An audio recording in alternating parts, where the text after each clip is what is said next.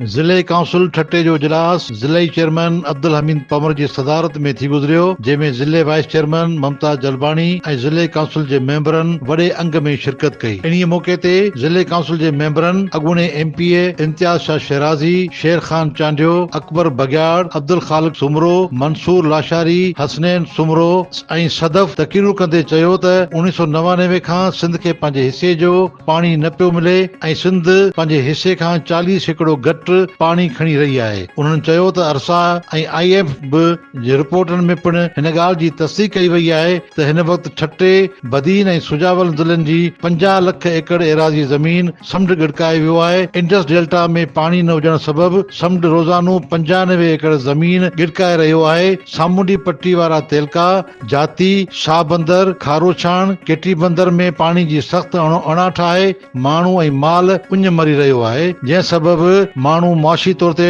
ॾाढा परेशान आहिनि ऐं ॿिए तरफ़ माहीगीरी खे वॾो धकु रसियो आहे। उन्हनि चयो त मथां वरी वफ़ाक़ी हुकूमत केनाल ठाहिण जो रिंगट आलापे सिंध खे वधीक बड़बांग करण जी साज़िश करे रही आहे। उन्हनि साज़िश जे करे सिंधी माण्हू उथी खड़ा थिया आहिनि ऐं उहे सख़्त मज़ामत करे रहिया आहिनि। उन्हीअ मौके ते सिंधु दरिया ते केनाल करण ख़िलाफ़ करारदाद पास कई वई, जेका अक्सर राय सां मंज़ूर कई वई। इजलास खे ख़िताब कंदे ज़िले चेयरमैन अब्दुल हमीद पंवर चयो त पीपल्स पार्टी हमेशा सिंधी माण्हू सां गॾु बीठी आहे। पीपल्स पार्टी कॾहिं बि सिंध दुश्मन मनसूबनि जी हिमायत न कई आहे। हिन चयो त केनाल मनसूबो न फ़क़ति सिंध पर पाकिस्तान जे बि ख़िलाफ़ आहे। उन करे वफ़ाक़ी हुकूमत खे होश खां कमु वठणु घुर्जे। माण्हुनि जे एहतिजाज ऐं मुतालबे खे नज़र में रखंदे केनाल जेके गैर फितरी, गैर इख़लाक़ी ऐं नाइंसाफ़ी ते ॿधल आहिनि, उन्हनि खे फौरन रद्द करे सिंध में पैदा थियल बेचैनी खे ख़तम कयो वञे। ॿी सूरत में सिंध जो माण्हू पंहिंजी जदोजहद तां कंहिं बि सूरत में हथ न खणंदो। कैमरामैन काशान मेमन सां गॾु